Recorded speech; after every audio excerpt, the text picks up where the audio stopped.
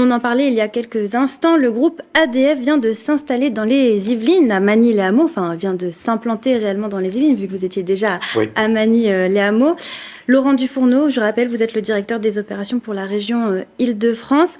Alors, ADF, en quelques mots, c'est une entreprise spécialisée en ingénierie et en maintenance industrielle, et vous intervenez dans de nombreux domaines, de très nombreux domaines, aéronautique, spatial, énergie, militaire et j'en passe. Voilà, le groupe fait énormément d'activités. Alors je vais simplement les résumer, sinon ça risque d'être long. On fait l'ingénierie, c'est-à-dire qu'on développe avec nos clients du début de leurs besoins jusqu'à la réalisation de l'étude. La partie métrologie, puisqu'on a un labo de mesure qui fait 140 mètres carrés avec une innovation qui est arrivée fin de l'année dernière, une machine qui est unique en France, qui permet de mesurer sur des diamètres de 2 mètres dans le micron. Donc vous voyez, très précis, avec une tête rotative. Et on va continuer le processus avec notre client sur l'installation et toute la partie maintenance industrielle. Mais vous êtes le seul en Europe à posséder cette tête rotative. Ce binôme de cette tête rotative avec la superficie du marbre. Est-ce que vous pouvez nous expliquer ce que c'est une tête rotative et qu'est-ce qui en fait sa spécificité? La spécificité, c'est que c'est une tête qui va mesurer directement, grâce à une CAO, l'ensemble des points d'une pièce ou d'un outillage de façon précise pour voir si elle est conforme ou pas conforme. Donc grâce à cette tête rotative, on va aller chercher des points très loin dans la pièce qu'on ne pouvait pas faire avant. Donc c'est ça qui est un peu la nouveauté. Il nous fallait un artifice qu'on appelait un plateau tournant qui faisait tourner la pièce. Là, c'est la tête qui tourne elle-même. Voilà un peu la nouveauté. Alors, vous êtes présent depuis 20 ans en Île-de-France et vous avez décidé de vous installer dans les Yvelines, à Magny-les-Hameaux. Pourquoi Magny-les-Hameaux? Alors pourquoi? Parce que comme je disais en introduction, nos principaux clients sont Safran, sont Thales, sont Renault, qui sont quand même très implantés sur 50 ans en Yvelines.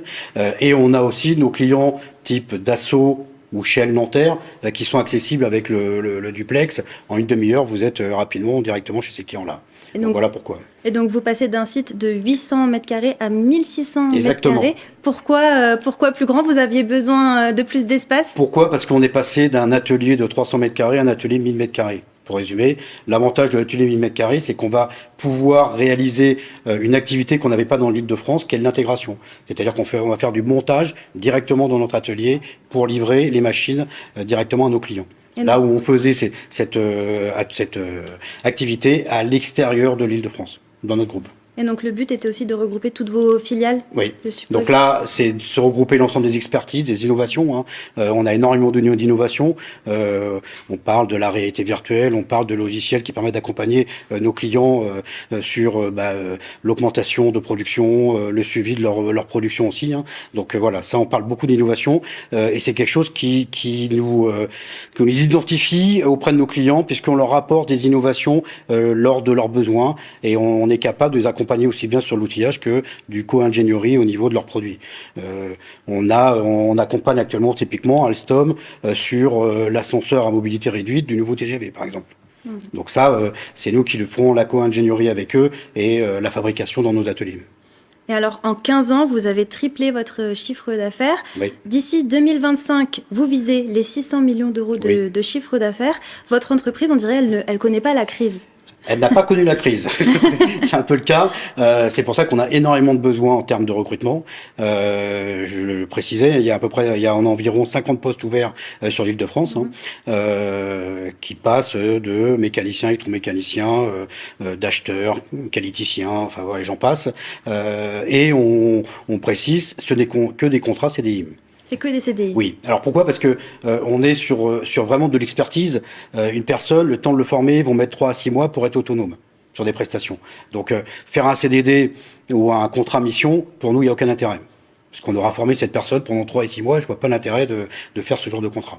Et donc ce sont des métiers où vous avez du mal à recruter? On a beaucoup de mal. Comment énormément. Vous l'expliquez? Ça intéresse peu? La formation est longue? C'est que voilà, les gens ont peut-être trouvé, mais c'est vraiment des métiers de niche. Typiquement, on parlait de métrologie, il n'y a pas un diplôme de métrologie. Donc c'est une formation interne, on est obligé de trouver des gens qui au moins connaissent la lecture de plan mécanique, mais on peut pas trouver quelqu'un qui a un diplôme en métrologie, ça n'existe pas.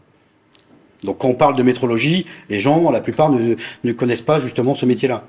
Donc c'est un peu compliqué à faire une annonce en précisant un poste de métrologie et ça parle à très peu de monde, hormis les gens qui ont vu ça dans des bacs technologie, puisqu'ils ont quelques notions de métrologie dans leur cursus, mais c'est tout. Donc voilà, c'est un exemple.